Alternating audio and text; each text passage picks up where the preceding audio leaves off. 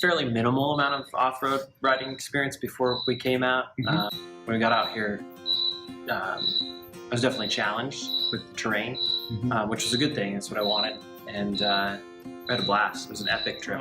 Basically, I like the diversity in the terrain. The bikes were absolutely perfect for this stuff. I'm pro KLR anyway, but the choice of those bikes for this type of terrain was ultimate in the success, I believe. Okay, so like the first day, we were just thinking that it's just going to be all pavement. Blew it out of the water by having every kind of terrain possible.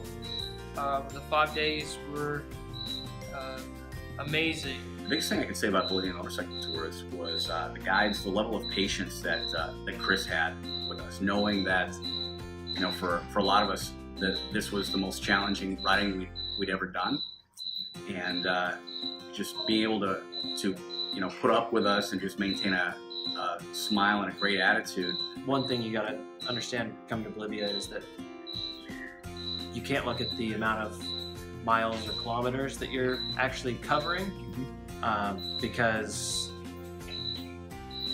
the terrain is so demanding and beautiful that you're stopping to take pictures, and you're being challenged in ways that you haven't experienced before. The terrain is extremely diverse, from mountains to water crossings to loose gravel to pavement, through city streets, dealing with the traffic and pedestrians, but you get to see it all. Excellent route that Chris led us on, that it was not lacking at all. It was fun every minute. So many different changes in scenery and terrain in such a short period of time. The elevation gains and just going from forests that are pine trees to deserts and cactuses around a corner. It's absolutely amazing, and there's really no way to describe it unless you actually come and see it. It met my expectations, although I think my expectations are a little higher than maybe some of the other guys, but the expectations were definitely met. One day we were riding, and I looked around.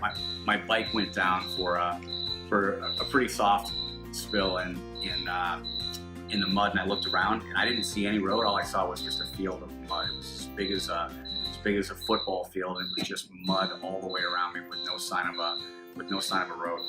And just getting in and out of that was the most challenging for me. I remember one of the guys trying to get out of the truck to come and help me, and he couldn't even get traction with his shoes to come over and help me. It was so sloppy.